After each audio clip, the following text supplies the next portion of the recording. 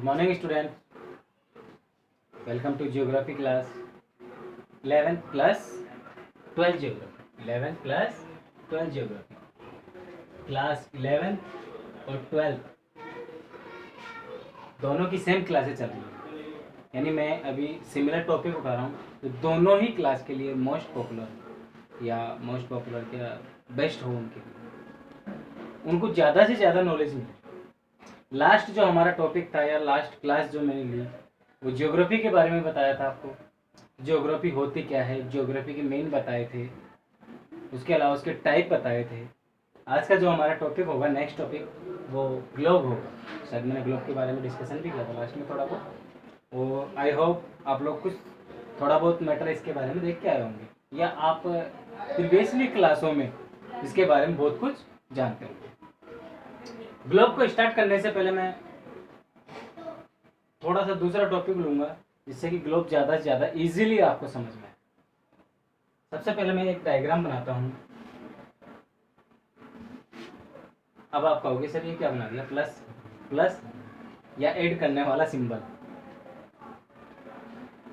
आपने सुना होगा डायरेक्शन के बारे में, मैं डिस्कशन करूँगा यहाँ पे डायरेक्शन के बारे में। छोटी क्लासों का टॉपिक है लेकिन हमारे लिए बहुत इंपॉर्टेंट है, क्योंकि इसके बिना कुछ बच्चों को, कई स्टूडेंट्स ऐसे होते हैं जो डायरेक्शंस की कंप्लीट नॉलेज नहीं रखते, और फिर ज्योग्राफी के जो सिलेबस चलता है उसमें बीच बीच में उनके माइंड में क्वेश्चन पुटअप होते हैं कि सर कौन से डायरेक्शन की बात कर रहे हैं, ये तो हमने कभी डायरेक्शन पढ़े ही नहीं। चलो कोई नहीं, फिर भी हाउ मेनी डायरेक्शंस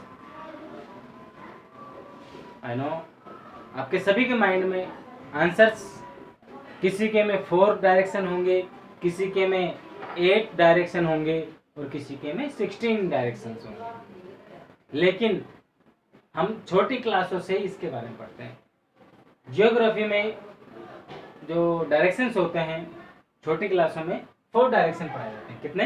4। और वो इजीली ये होते हैं नॉर्थ, साउथ, ईस्ट, वेस्ट। लेकिन जैसे ही 11th-12th की ज्योग्राफी होती है या सीनियर सेकेंडरी की ज्योग्राफी होती है, वहाँ पर डायरेक्शन थोड़े बढ़ा दिए जाते हैं। बढ़ा कैसे दिए जाते हैं? यहाँ पर हम 8 डायरेक्शन पढ़ेंगे। कितने पढ़ेंगे? 8 डायरेक्शन। 8 कौन कौन से होते हैं? ये लो, क्रॉस लगा दिया मैंने आपके लिए इजी करने के लिए।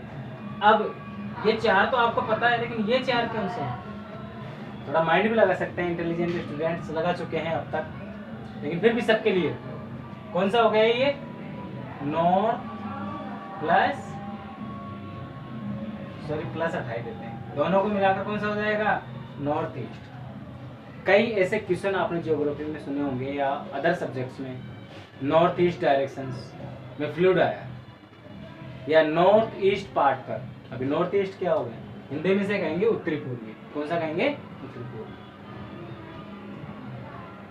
मैं थोड़ा थोड़ा बीच में हिंदी भी यहाँ इसलिए बोलता हूँ कि सभी स्टूडेंट्स को मेरी ज़्यादा से ज़्यादा क्लास में समझ में आए। इंटेलिजेंट स्टूडेंट्स में टोटली इंग्लिश समझ में आती है, लेकिन कुछ लोअर क्लास की कैटेगरी के भी स्टूडेंट्स होते हैं जिनको थोड़ा कम समझ में आता है, इसलिए मैं हिंदी भी यूज़ करता हूँ। North east. नेक्स्ट कौन सी होगी?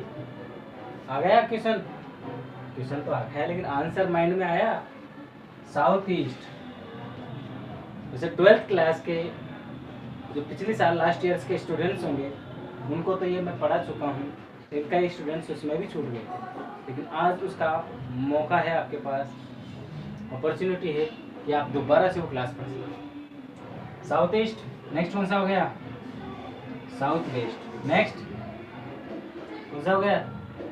North west. इस तरीके से टोटल 8 डायरेक्शन हो गए। 4 ये हो गए, 4 ये हो गए और 4 ये हो गए, 8 डायरेक्शन। अब 8 डायरेक्शन से ही हम हमारे टॉपिक्स या हमारे ग्लोब के बारे में पढ़ेंगे। ग्लोब पर आ गया। अब ग्लोब बनता कैसे है? ग्लोब बनता कैसे है? एक मिनट।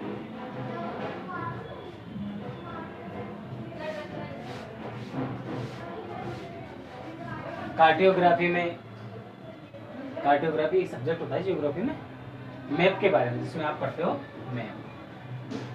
मैप में क्या होता है? मैप कैसे बनता है? मैप पहले ग्लोब बनता है और ग्लोब को देखकर हम कागज पर आराम से, या पेपर पर मैं बना सकता हूँ। तो उसके लिए मैं डायरेक्शंस के बारे में क्लियर होना चाहिए, या फिर ग्लोब के बारे में, ग्लोब के बारे में हमें इंफॉर्मेशन चाहिए। प्लस हो गया ग्लोब बनेगा कैसे, इस तरीके से राउंड स्फेरिकल से।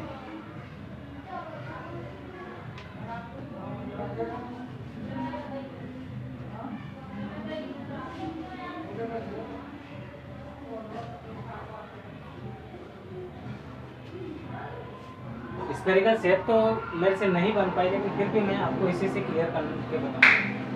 अब इसके अंदर जो इमेजिनरी लाइंस होती हैं, इमेजिनरी लाइंस होती है हमारे ग्लोब के अंदर, इमेजिनरी लाइंस होती है जिसे आप मेडिटेरियंस कहते हैं। मेडिटेरियंस इन लाइंस को अलग अलग पार्ट में या डायरेक्शन के अकॉर्डिंग उनको अलग अलग काम है। जैसे कि कौन सा था ये, वेस्ट और ईस्ट, वेस्ट टू ईस्ट या ईस्ट टू वेस्ट जो लाइंस जाती हैं उन्हें आप क्या कहते हो, किस नाम जानते हो?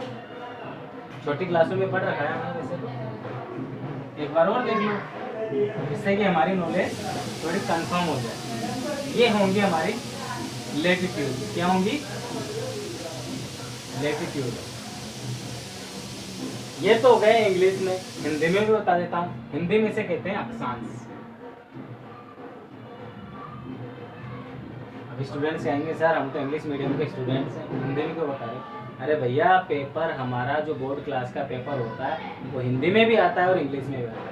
कई बार हमारी जो क्वेश्चंस होता है वो हम इंग्लिश में नहीं समझ में आता तो हम हिंदी में पढ़ लेते हैं, वहाँ से थोड़ा आइडिया लग जाता है। तो थोड़ा थोड़ा हिंदी भी नॉलेज में होनी चाहिए। तो लेटिट्यूड्स, लेटिट्यूड्स अक्षांश, कौन सी लाइंस का क्वेश्चन भी बन गया आगे। What is latitude? लेटिट्यूड किसे कहते हैं? ईस्ट टू वेस्ट या वेस्ट टू ईस्ट जो लाइंस लाइंस बनी हुई होती हैं ग्लोब पर, उन्हें हम लेटिट्यूड्स कहते हैं। Next longitudes. लॉन्गिट्यूड्स यानी क्या होता है लॉन्गिट्यूड्स का मतलब? लॉन्गिट्यूड्स को हिंदी में कहते हैं देशांतर। अब देशांतर होते क्या है वो भी बता देता हूँ। जो north to south, north to south lines जाती हैं, ये जो लाइंस बनी हुई होती है इमेजिनरी लाइंस, इनको हम लॉन्गिट्यूड्स कहते हैं। अब आप कहोगे सर इनका क्या यूज है हमारी लाइफ में? लैटिट्यूड्स एंड लॉन्गिट्यूड्स का क्या यूज है? सिंपली एग्जांपल मैं आपको बता सकता हूँ कि लॉन्गिट्यूड्स का हमारी लाइफ में कितना यूज है। लॉन्गिट्यूड्स जो आप टाइम देख के बताते हैं ना, मैं आपसे कई बार पूछता हूँ क्या टाइम हुआ है, पीरियड का टाइम हो गया है क्या, ये टाइम कैसे देखा जाता है बता सकते हो? लॉन्गिट्यूड से ही कैलकुलेट किया जाता है, लॉन्गिट्यूड से ही कैलकुलेट किया जाता है। अब लॉन्गिट्यूड क्या होता है? लाइंस होती हैं ऊपर से नीचे इमेजिनरी लाइन। और अगर मैं किलोमीटर की बात करूं तो दो लॉन्गिट्यूड्स, जब टू लॉन्गिट्यूड्स के मिड में जो डिफरेंस पाया जाता है किलोमीटर में, वो 111 किलोमीटर का पाया जाता है। कुछ स्टूडेंट्स कहेंगे नहीं सर 111 नहीं पाया जाता, मैं मानता हूँ कि वो मिड में पाया जाता है। कहाँ पाया जाता है? Middle line, equator. इक्वेटर ये नहीं है, कौन सी लाइन है ये 0 डिग्री वाली इक्वेटर, यहाँ पर 111। जैसे जैसे हम पोलर एरिया की तरफ टर्न करते हैं या जाते हैं तो ये डिस्टेंस कम होता होता लास्ट में यहाँ 0 हो जाता है। क्या हो जाता है? 0। तो ये लॉन्गिट्यूड टाइम यहाँ से कैलकुलेट किया जाता है इक्वेटर। अंडरस्टैंड? नेक्स्ट लेटिट्यूड के, यार लेटिट्यूड्स का यूज क्या है?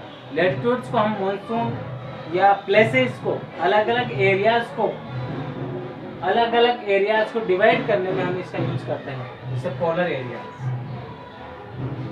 Polar area. नेक्स्ट हो गया, ये हो गया हॉट रीजन्स हो गए। कौन से हो गए? Hot reason. ये हो गए न तो ज़्यादा हॉट रीजन ना ही ज़्यादा, इस तरीके से इनका यूज किया। अब इन लाइंस को अलग अलग नाम से जाना। कई बार बुक पढ़ते वक्त या बुक की रीडिंग करते वक्त या पैराग्राफ को पढ़ते वक्त बीच बीच में कुछ ऐसे वर्ड आ जाते हैं जिन पे आप कंफ्यूज हो जाते हो। थोड़े बहुत वर्ड मैं यहाँ पे क्लियर कर देता हूँ। सबसे पहले जो ये लॉन्गिट्यूड होता है 0 डिग्री, 0 डिग्री लैटिट्यूड होता है, इसे इक्वेटर के नाम से जाना। हिंदी में इसे कहेंगे भूमध्य रेखा। इक्वेटर लाइन होती है। नेक्स्ट 23 हाफ, 23 हाफ यानी कि दोनों तरफ होगी, नॉर्थ में भी होगी और साउथ में भी होगी। यहाँ पे भी 23 हाफ होगी। इन दोनों लाइंस को हम कहते हैं, ऊपर वाली को तो कहते हैं, पता है हिंदी में तो कहेंगे इसे कर्क रेखा और इसे कहेंगे मकर रेखा। अब आप कहोगे सर कर्क और मकर समझ में नहीं आया, क्या बता दिया। चलो कोई नहीं, मकर रेखा को कहते हैं कैप्रिकॉर्न, कैप्रिकॉर्न लाइन। कैप्रिकॉर्न की डेफिनेशन हमेशा याद रखना, 23 हाफ जो लैटिट्यूड होता है, साउथ पार्ट, ग्लोब के साउथ पार्ट, उसे कहते हैं कैप्रिकॉर्न। इसे मुझे याद नहीं आ रहा इंग्लिश वर्ड इसका, कर्क रेखा को शायद आप लोगों को, कई बच्चों को मालूम होगा, जो भी है रिमाइंड में नहीं आ रहा, नेक्स्ट टाइम देख लेंगे। इस तरीके से ये दो लाइन हमारी डिवाइड होती है और जो ये इक्वेटर है ये ग्लोब को दो पार्ट में डिवाइड करती है, north part and south part, north part and south part. अब हमारी जो टाइम लाइन्स होती हैं, टाइम लाइन्स, इंडिया के टाइम लाइन्स कितनी है पता है क्या? लॉन्गिट्यूड है। वो टाइम कैसे कैलकुलेट किया जाता है, कौन सी लाइन से किया जाता है, वो भी यहीं पर है। 0 से स्टार्ट होती है ये लाइन्स यहाँ से, और 82 हाफ एम जो लॉन्गिट्यूड होता है इंडिया के टाइम लाइन होती है, टाइम रेखा होती है। और ये हमारी इंडिया में उत्तर प्रदेश या यूपी, उत्तर प्रदेश के इलाहाबाद से होकर ये लाइन क्रॉस होती है। इसके बारे में और भी बहुत कुछ है ग्लोब के बारे में। वैसे डिस्कशन देखो यहाँ पे किलोमीटर के हिसाब से किया था ना मैंने, यहाँ 4 मिनट का भी डिफरेंस था। मिनट के अकॉर्डिंग अगर बात करें तो मिनट के अकॉर्डिंग बात करता हूँ, 4 मिनट का डिफरेंस पाया। और ये 4 मिनट आगे लॉन्गिट्यूड को कैलकुलेट करते रहते हैं, हम टाइम को भी कैलकुलेट करते हैं। तो ये हमारा टॉपिक था लॉन्गिट्यूड और लैटिट्यूड। और अब हम जो ज्योग्राफी में ग्लोब की जो सिचुएशन होती है, उन लाइंस के बारे में थोड़ा बहुत हमने डिस्कशन किया है। वैसे तो इसके बारे में डिस्कस करें तो बहुत कुछ होती है, लेकिन हमारे 11th-12th के लिए मैंने तो चलो आपको रिमाइंडर दिया है कि हमने पहले क्या क्या पढ़ा है। और इसके अलावा आपको बहुत कुछ याद आ गया होगा, बहुत कुछ का मतलब बहुत सारा मैटर आपके दिमाग में आ गया होगा कि सर ने तो बहुत कम बताया, हम तो बहुत ज़्यादा जानते हैं। मेरा जो मेन पर्पज़ था ये टॉपिक पढ़ाने का, वो आपको ज़्यादा से ज़्यादा इन्फॉर्मेशन जो प्रीवियसली आपने पढ़ रखी है वो वापस लानी। ग्लोब का यूज़ हम मैप बनाने में या मैप में इसका यूज़ किया जाता है, इन लाइंस के बारे में। अब इस ग्लोब को कैसे लर्न किया जाएगा हमारे जियोग्राफी टॉपिक में, वो आपको फिजिकल जियोग्राफी के अकॉर्डिंग बता देता हूँ मैं थोड़ा सा। फिजिकल जियोग्राफी में